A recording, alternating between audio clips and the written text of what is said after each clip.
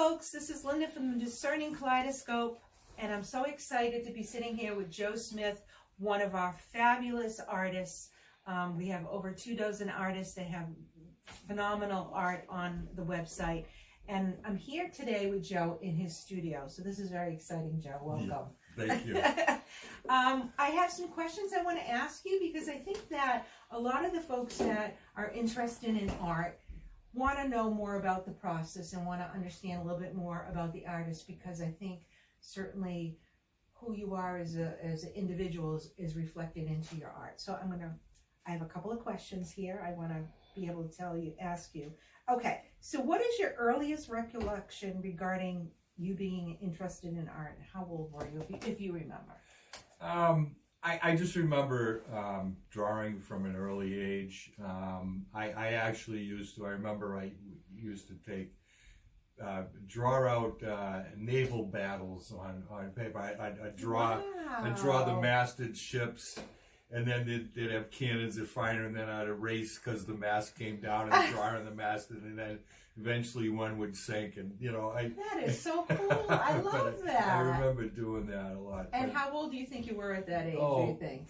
6 or 7. Wow. And so I've always had paper and pencil and stuff around and drawing, and I actually went looking, and I the oldest piece I have is this little drawing of my room. 1967. Oh, when I was 13. Goodness! That's how all right, old so I I'm gonna kind of bring that up a little bit. And but look at that. That is absolutely. Can I just tell you that I have a couple of pieces, and I absolutely love this. So how old? 13, 12, 13. God, that is phenomenal. I have a couple of pieces at home that I did in 2nd and 3rd grade. Oh, yeah. I still have them. They're pastels. Okay. So I totally understand that. Yeah. So you've been interested in art since you were very, very young. Yeah, in drawing, I think the simplest thing to say is I like to draw. You like to draw. Yeah. Okay. Great. Excellent. Now, was there a particular person or group of people that influenced you, or is it just something that you were interested in, you kind of pursued yourself? Yeah, I can't really think, I didn't really get a lot of guidance in it or anything, but my parents let me do it, Sure. but I had no idea you could get a degree in it. There you go. To college or anything like that. And did you get a degree in art when you went No, to school? No, I know that was not something that. Just as a side story on that, when I was in high school, I remember being called into the guidance counselor's office, and I was, I don't know, junior, senior. What do you want to do with your life? That infamous question. What do you want to study? Yeah. And I said, well, I'm really interested in 3 things. I said, I really like animals, but I don't know if I could be a vet because I don't know about the whole blood thing. She said, okay, well, what else are you interested in? I said, well, I think I might want to be a teacher. She said, oh, that's awesome. What else? And I said, well, I'm really interested in art. She said, oh, you can't make any money on that. And, it was like, oh, I guess I can't do that. You know what I mean? Because back in the day, I'm like, well, I guess I'm going to be a teacher. And I did. I was a teacher for decades. But so I understand what you're saying. Like, you don't always know about those opportunities. It's not like today, certainly, where you're encouraged. But I think that I ended up getting a degree in forestry, and I think that brought me to places that inspired my art. That's phenomenal, because I know I've seen obviously a lot of your pieces, and it's the woods and stone walls and beautiful nature, and so that makes a lot of sense.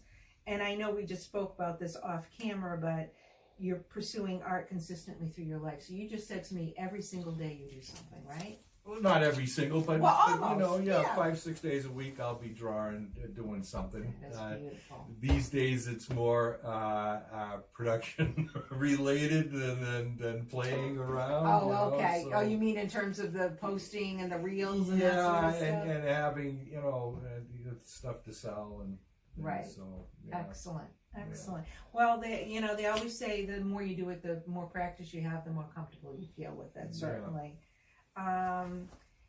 So I know one of your specialties is Scratchboard. So I'm going to ask you to kind of explain to folks what Scratchboard is and how and why you decided to really focus on that.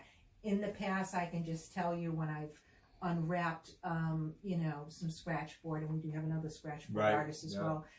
The way I described it, and I'm sure you're going to do a much better job, was all I could think of is when we were young, and I don't know if girls just did this or it was just us, we would take all these crayons and we would color all these beautiful colors, and then we'd take a black crayon and cover over it, and then we'd scratch it. So I don't know, is that an accurate enough, or is it more complicated than that? Well, no, I mean it's a dark material over a light one, and you're scratching the dark away to reveal the white. And I've done that with crayons. It makes a mess. But I did have. I should grab. I have some Scratchboards. I'll be right back into the picture. You know, here's a little Scratchboard, and it's You can hold it up. it's just a black on a masonite backing. These are made by Ampersand, the ones I've been using, but there's other. And there's white manufacturers. underneath there. There's white clay. Okay. And then a layer of black ink over it, very nicely and smooth, and it's very velvety. So when black. you want to add color, because I've seen on some of your reels and what you've posted as well, when you want to add color, do you then paint on top of it? Is that what you do? Yeah, I have these set of inks, Scratchboard inks that the same manufacturer makes, but I think you can use other ink. And you put it on with a brush? Yeah, usually. Yeah. Okay. And so if I put ink on this, it's not going to stay. You might see a little shadow or something like that, but it's the white clay underneath that absorbs the color. Okay. So after you expose the white, then you can add color to it, and then you can continue scratching that. Oh wow! You know, so if I want to get a particular color or a particular tone, hue, you know, value to it. You just scratch it less or more? I scratch it less or more. Okay. You know, sometimes like a watercolor will leave an edge. Right, when it dries, right. and the inks will get their water. I use them, mix them with water too, and they'll do that. But I can kind of scratch that and soften those hard edges to make it a soft edge. So. And what attracted you to doing Scratchboard? So I had actually, and I don't know what I did with that. I should have kept it out. No, I did. I remember as a kid using Scratchboard with on paper. Okay. And they've said sometimes they had it with colors underneath it. Yes. And so I remember using that, and I see this whole thing here is filled with either art or art supplies, and I can't go into an art supply store and come out empty-handed. That sounds familiar. I get very excited in an art supply yeah, store. I do too. And so I've got stuff I haven't even tried yet in there, and so I you know, back in the day I had the paper Scratchboard, and then one day I was in an art supply store and found these boards, and I wow, that's try really that. cool. I gotta try that, and so I took it home, and it's just that there's a what do you call it? There's a feeling, a texture, a sensation from scratching on that it is satisfactory. Oh yeah, that just, you know. Well, it's really funny you should say that, because it just kind of tie in. There's this whole movement, and I'm not going to say the name right, but that people get a lot of satisfaction hearing certain sounds, yes, or certain I've heard textures of that, and yeah. stuff like that. Yeah. And there's a lot of crazy stuff on Facebook. And like, I don't know why people are posting this, and I don't understand why it's so exciting. It has nothing to do with that, but certain things like that. So I understand what you're saying. I got a quick question about the Scratchboard. Are there Scratchboards that exist that obviously have the black, but underneath it, it's not white clay, it's colored clay? No. That doesn't exist. So They if you don't want, do that. okay, Yeah. so if you want color, you have to add the color. So there's another product that the same company makes, and it's a whiteboard, and it's called Clayboard. Okay. So all this is a scratchboard without the ink on it. Okay. So theoretically, I could color this Yeah.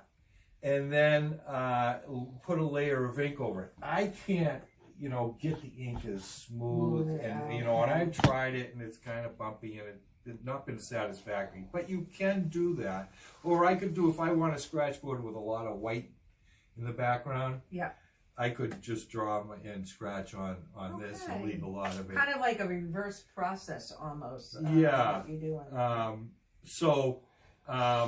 I have thought about that, and like I said, I've tried the crayon thing.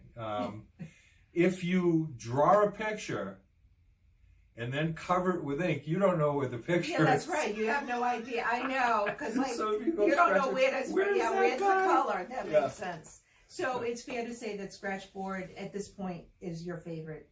Yeah, that's what Right, I'm okay. spending most of my time working on Scratchboard Okay, now. excellent. So the next thing, and it's great because you have wonderful paintings up on the wall. So I wanted, maybe Greg can kind of scan, but go over a couple of different types of media that you use. Now I know that, Greg, I'm just going to have you pivot here for 1 minute, and that's my fault. I apologize.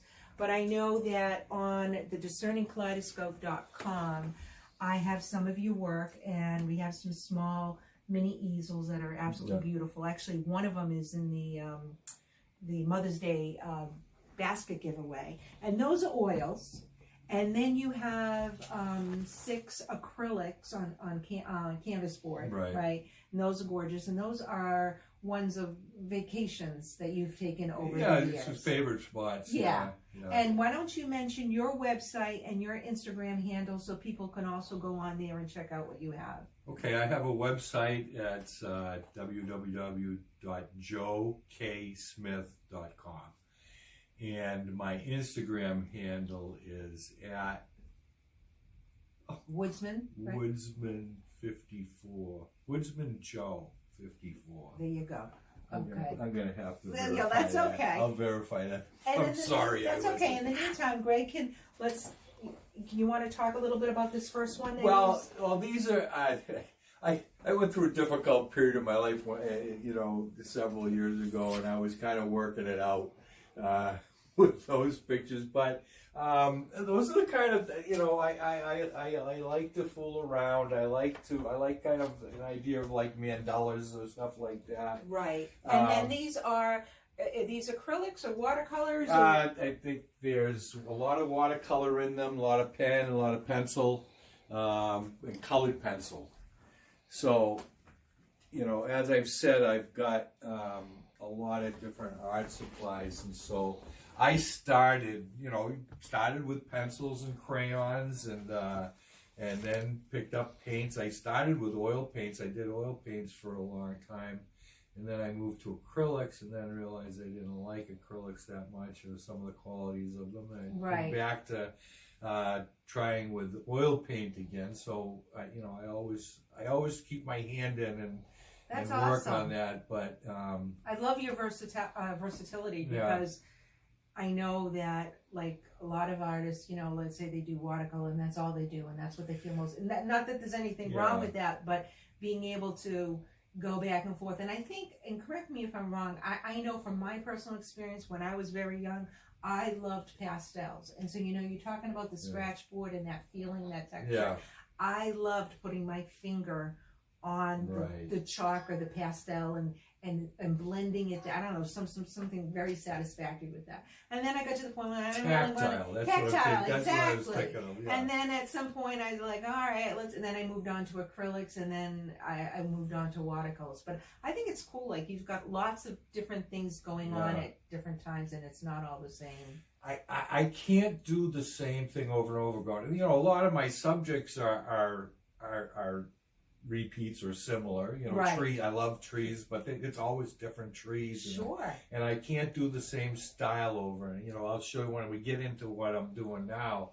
You know, I've got a couple of different styles that I work on Scratchboard, which, you know, they tell you, oh, you know, stick with the same thing and stick. I just can't do that. No. I think most artists too, and you know, when we were in our other house and I had my art studio, I always like have different things going on at one time, because I don't know about you, and this is gonna be a follow-up question later, but if you have a mental block, it's nice to say, all right, I'm gonna set this aside and I'm gonna go on to something else. I just wanted to show you a couple of things that one thing I'm very interested in is woodcut, and so that's a woodcut. I did add a little bit of. So explain to everybody what a woodcut is. So that's where it's a print. You cut an image into a soft. And I'm not using wood. I'm using this. That they make this kind of a soft plastic type material, linoleum. Yeah, because I know a lot of people do that. And then you roll the ink onto the surface, and you know what you cut away, you know, and then lay a piece of paper. Yeah, what you cut away is the white, and what you left as the surface is picks up the ink. And so that's very interesting. We went to Italy. Oh, you can't. And I met this guy.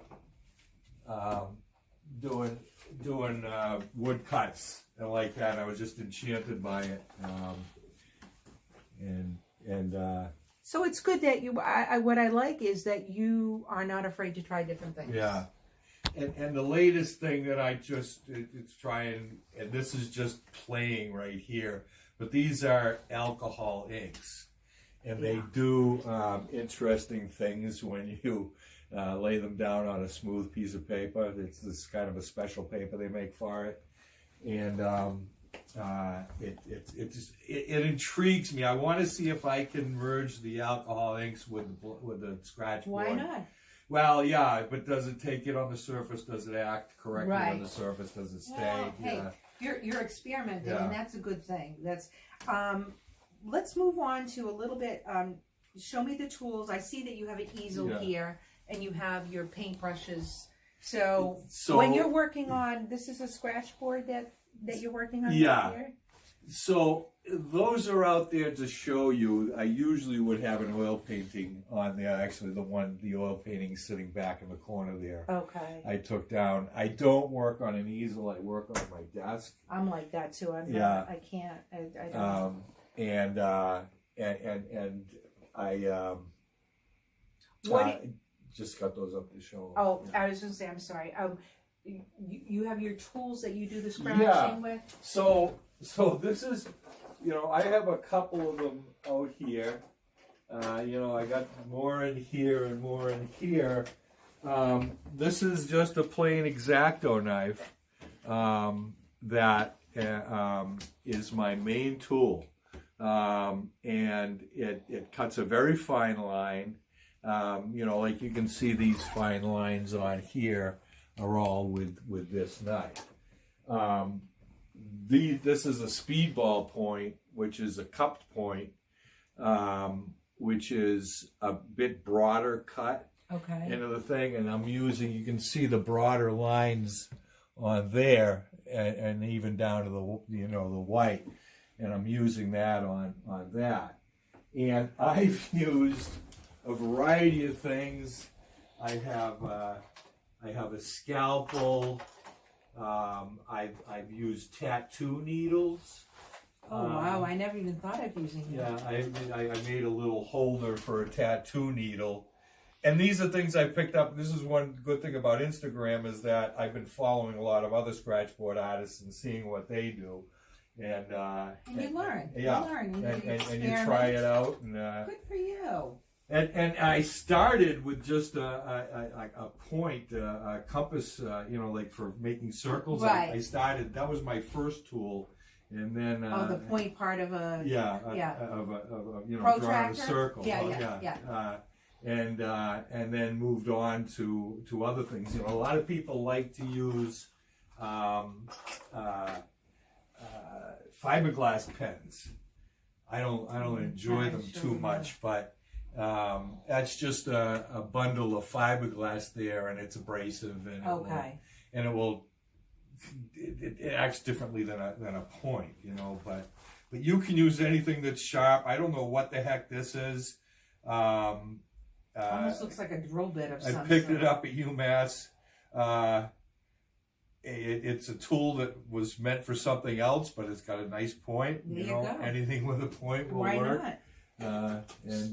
So in terms of like, and a lot of folks, you know, are fascinated about the whole process. So take me through when you're contemplating, you know, beginning a new piece of art. Yeah. First of all, do you have a photo that you look at and you go off of that? Or, and I'm just going to tell you, it has always blown my mind when people, I mean, I work off of photos or pictures or whatever.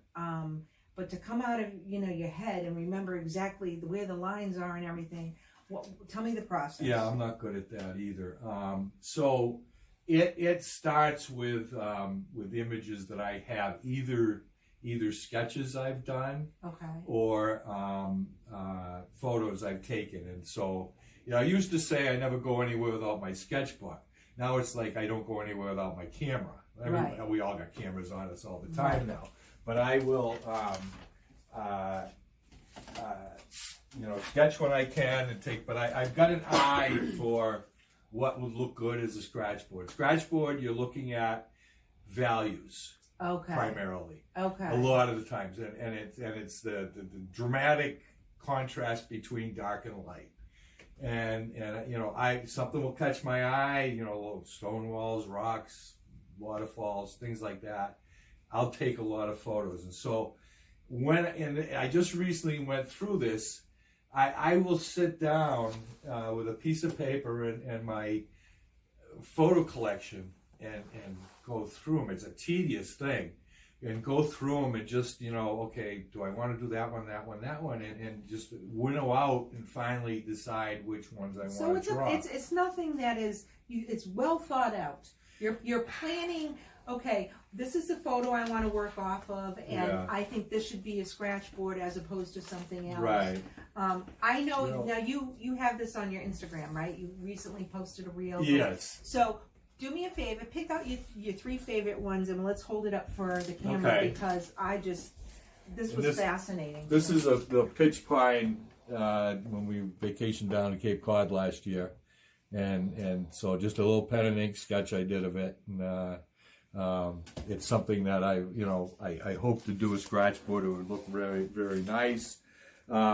We stayed at some places. Let's see. Yeah, it was a cottage we stayed at, and I did this pen and ink That is awesome. sketch of that, and that would, you know. So Now, let me just ask you, this lovely sketch here, Yeah. how long would that take you to do? 1.5 to 2 hours. A lot of detail in that, just with the pen I've and ink. I've learned to work very quickly. Yeah. I can. I'm just here's another cottage. Well, let's see. Actually, so we had some rainy weather while we're at the cottage, and I did an interior a little bit different for me, but see. This is just the part I like to draw. I can, Right. you know, I can zone out and do this. You know, it's not very sociable. That's okay. But my family tolerates it, and as well they should. yeah, and Because I want to just kind of put this in here, but you have won a lot of awards. You have sold a lot of artwork, and recently it was for a charity, right? Yeah. Okay. So Joe is very prolific, and as when we end this interview, we're going to kind of go out into your family room and we're going to show some more of your work. But it's very amazing to me because your stuff is all over the place. yeah, it's amazing how much time there actually is in a day. Yeah. If you utilize it, you know, I don't watch a lot of TV. There you go. Well, that's a good portion of it. So I have a couple more questions here. Okay. So when you're working on a piece, and it's just kind of not going the way you would like it to go, and you're kind of struggling with it, you know, what do you do? If Please it's, tell me, because I get to that point well, sometimes. Like you I know, walk away, but I am determined to try and make it work for a while, but sometimes you reach the point of saying this isn't working, it's not coming out like I thought it would, or I can't figure out how to handle this, and then it goes in there, and you can see some, you know. You want to turn the camera yeah, well, down, Greg? Yeah, I mean that's good because then so you put it away.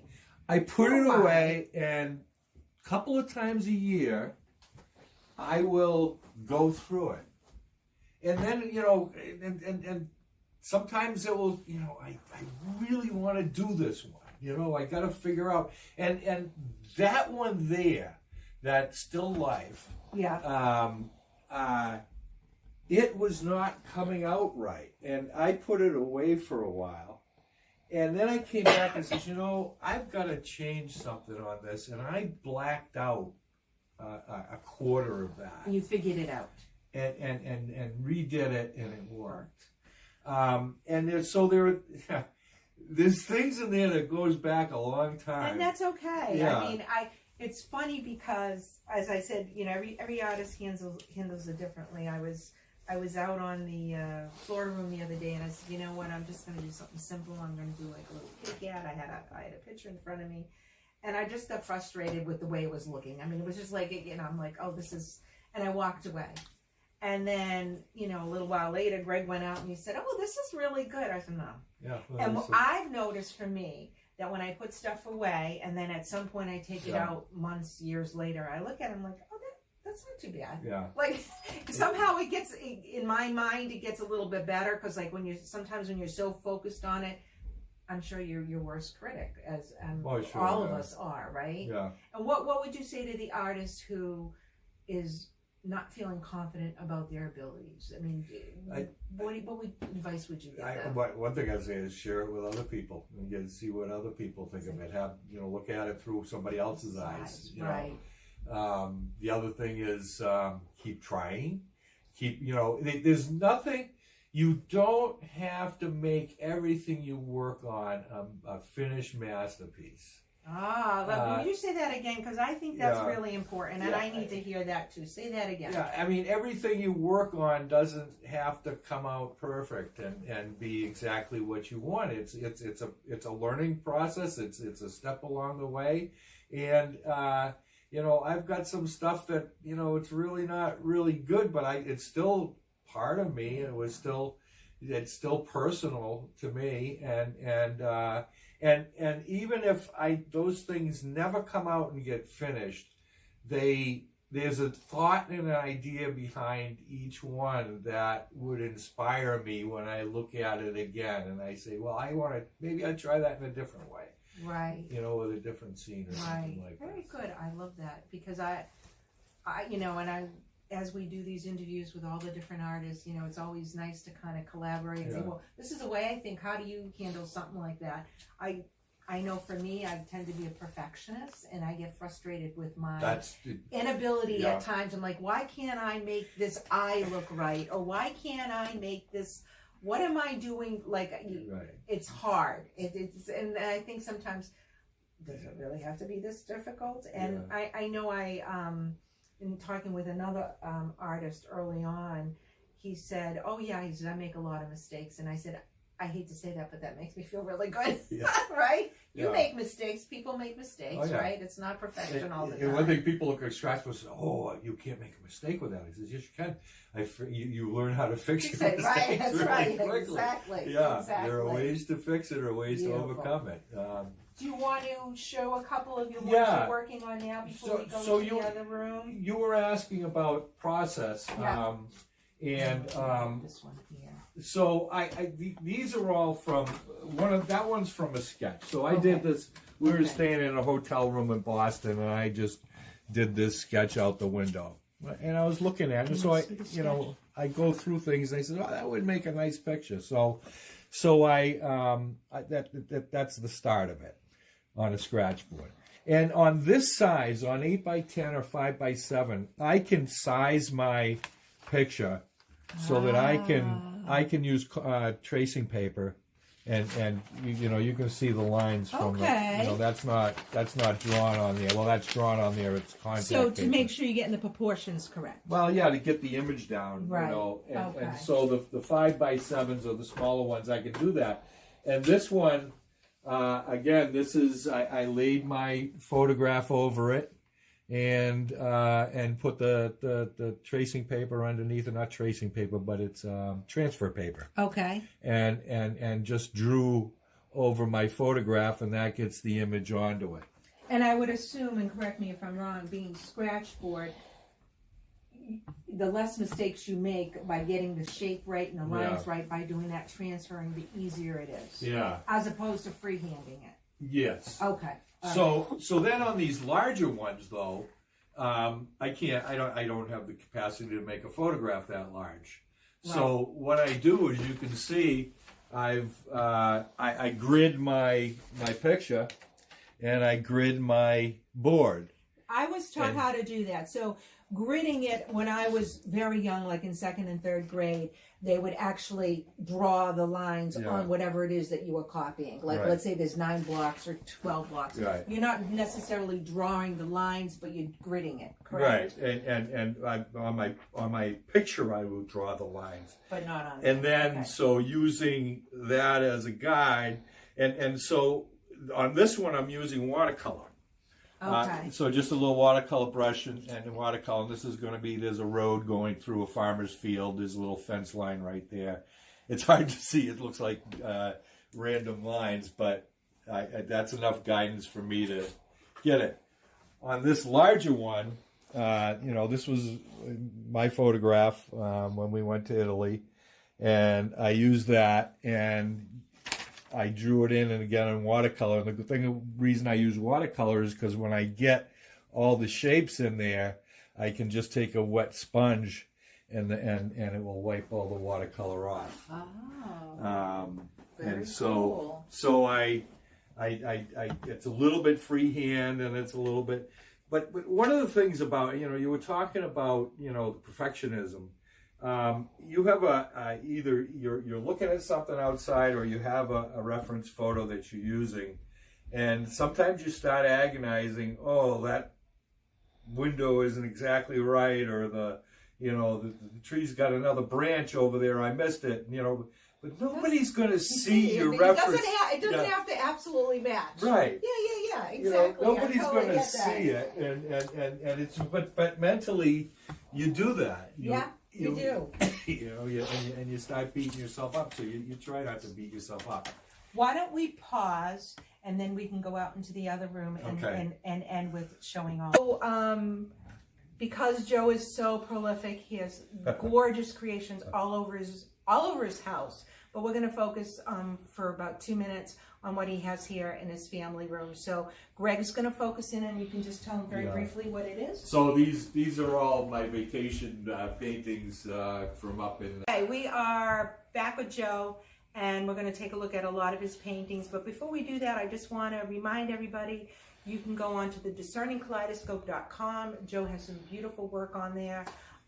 We have 24 different artists.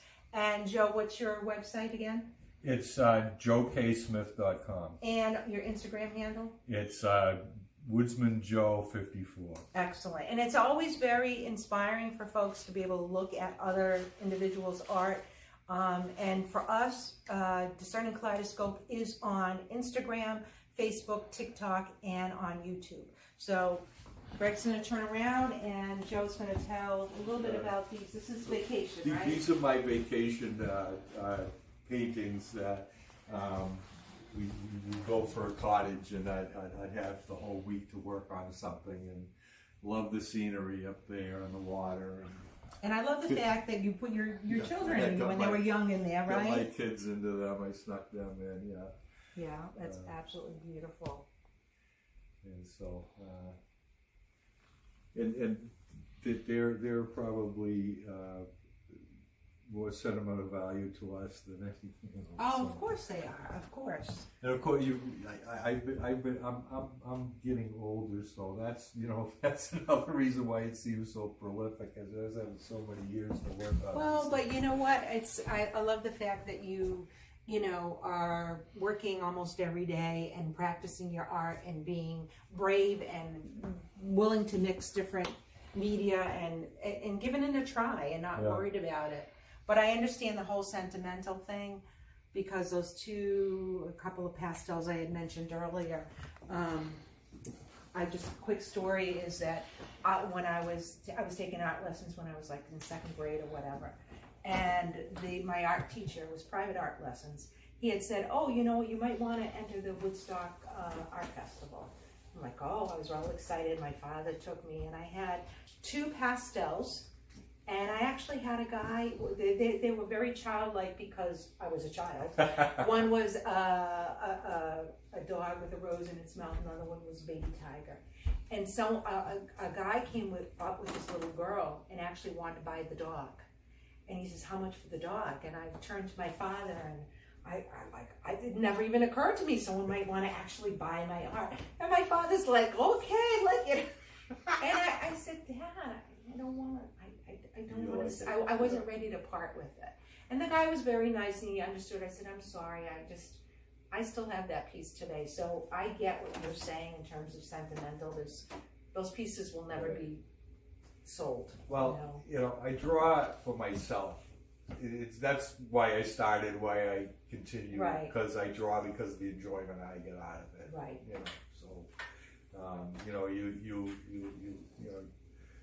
If you get that enjoyment, you shouldn't be so hard on yourself. I mean, in the end, it's for you, I guess. That's right. And if you don't enjoy it, like anything in life, if you're not enjoying it, you shouldn't be doing it. So you should really enjoy the creative process, whether it lands up being a masterpiece or not so much, right? Yeah, everything doesn't have to be a masterpiece. Excellent. Joe, thank you so much for your time. I Thank you, appreciate Linda. it. And they'll keep an eye out. There'll be more series with other artists as well. Check out Joe's website. Check out his Instagram account. Go to the discerningkaleidoscope.com. We have 13 different collections of art. Lots of great art to choose from. And what's great is it's all handmade. It's all local. Yep. Many pieces are one of a kind. So support your local artists, and we appreciate your time. Thank you.